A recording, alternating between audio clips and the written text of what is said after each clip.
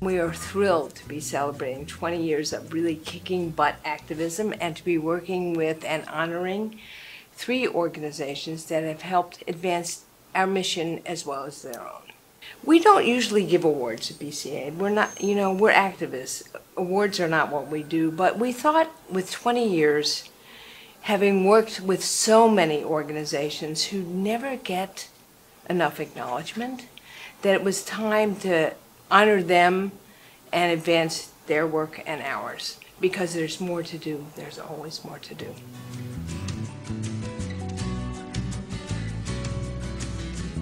Everyone here at Our Bodies, Our Cells is delighted to be honored by Breast Cancer Action.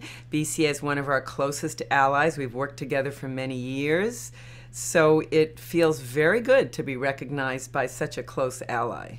One of the things we're best known for is our evidence-based information. We're not about telling women and girls what to do, but we're about trying to produce the best quality information that enables informed decision-making.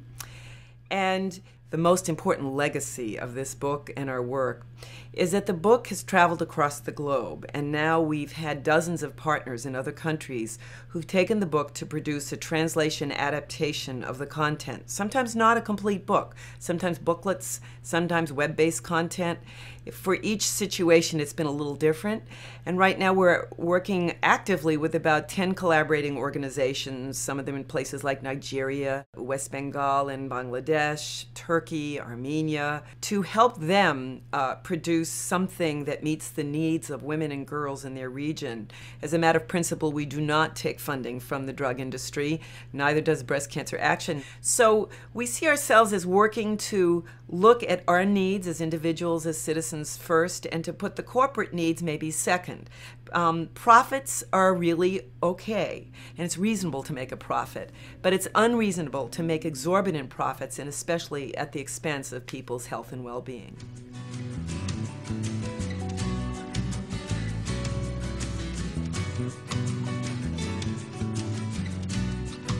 PAN was founded as a network, and we have coalition building and coalition work in our DNA. We have again and again been really inspired by the leadership, the courage, the creativity of Breast Cancer Action in fighting for public health, in fighting for the kind of fundamental changes that are really needed to prevent our exposure to chemicals that cause cancer. One of the examples that was striking to us is that girls who had been exposed to DDT are 5 times more likely to develop breast cancer as middle-aged women. Now, this is a chemical that we were told for years was safe. Kids ran behind the spray trucks and played. The government assured people there was no harm. And then 40 years later, it causes devastation in the lives of women across the country. We don't want this to happen again, and yet there are other chemicals that are ubiquitous that now we are again being told are safe. We, like Breast Cancer Action, we work hard to make the system work, that the system to protect public health. And we believe that there's more than enough information. We know enough already to take action now on these chemicals that we know are causing cancer and other health effects. But unfortunately, the way our system is set up, kind of our innocent until proven guilty approach to chemicals, means that groups like ours have to press hard to make the system work. You'd think that we would learn. And groups like PAN and like Breast Cancer Action know well that the system has to be pushed to take action, and that's what we work hard to do.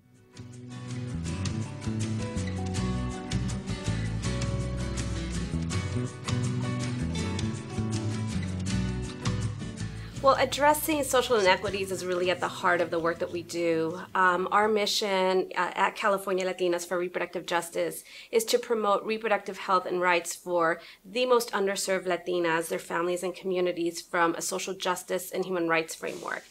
one of our campaigns called Demand Dignity, in which we challenged a policy by the Center for Disease Control and Prevention, which required immigrant women and young women to have mandatory the HPV vaccine in order to have a change in their immigration status. That is a clear example of discrimination against immigrant women, against women who want to be in this country and who want to have all of the rights that we all have.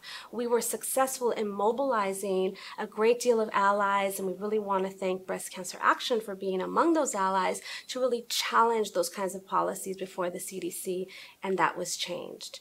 Another example is our Latinas Empowered for Action leadership development program, where we are building the next generation of activists. We are training young women, most of them college age, who've never really had too much exposure to reproductive justice or to advocacy or activism.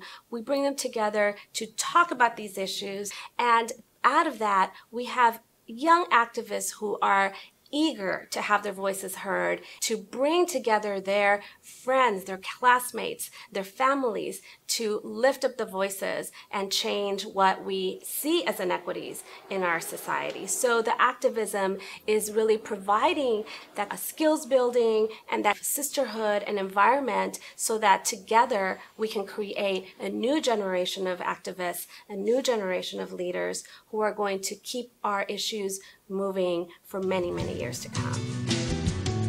I'm gonna stand up and let myself be counted for. Stand up now. The end result should not be just finding out what you can do for yourself to make something better, but it should be how do we change the underlying situation that produces the problem to begin with. And that takes activism. It can be online activism, it can be organizing in your community, it can be getting involved in your children's school and addressing issues of pesticides or chemicals there. There are so many ways to get engaged. Many of our issues, even if they're in different movements, even if they're in different issue areas, at the heart they all affect our same communities. And activism is bringing all of us together to make our voices heard. We honor people who do work that dovetails with ours, because by working on parallel tracks and sometimes directly together, we make a bigger impact than we ever could alone. We need to create a future for the next generation that looks different from our present. Stand up, let myself be counted for.